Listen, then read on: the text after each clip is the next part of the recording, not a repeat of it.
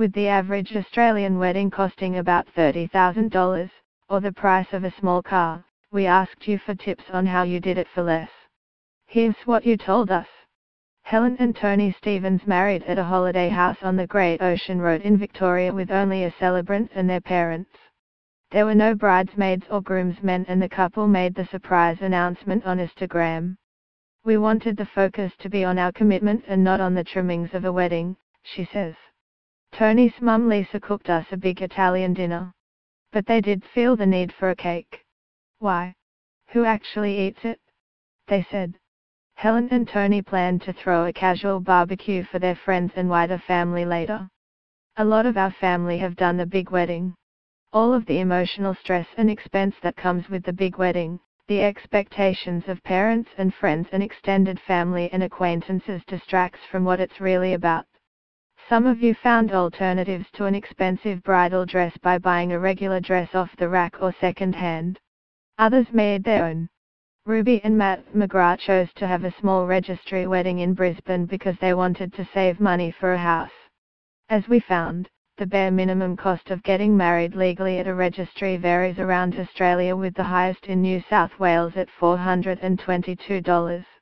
Ruby's father had other ideas and wanted a week-long traditional Hindu wedding to recognize Ruby's family heritage. It just wasn't for me, growing up in Australia, she says. I haven't really grown up with those traditions other than watching them in Bollywood movies. Along with not buying a bridal dress and printing their own photos, Ruby says she has no regrets about her wedding. We stood our ground. I've always put other people first, and I just thought this is about me and Matt and no one else.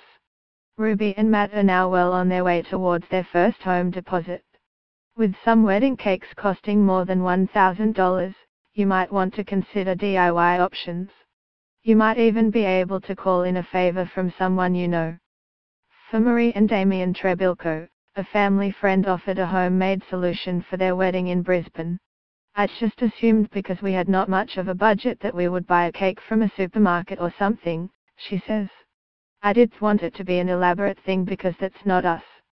We were lucky enough that this friend of my mother-in-law's offered to make a cake, and it turned out beautifully. I think she had been working on it for weeks and weeks. Another friend gifted a tiered tray of cupcakes. The trend of spending so much money on one day is getting ridiculous. We had a lovely wedding and were still married. We did have to spend all our savings on it. Jenny and Tom Lloyd self-catered and had family lend a hand with the food at their farm wedding in the central north of Tasmania. My two sisters-in-law did all the catering.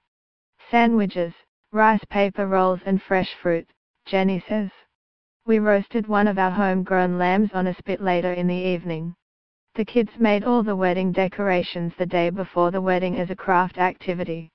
My husband wore a special shirt he bought when he lived in Mexico, and I found a dress at the local Salvo store.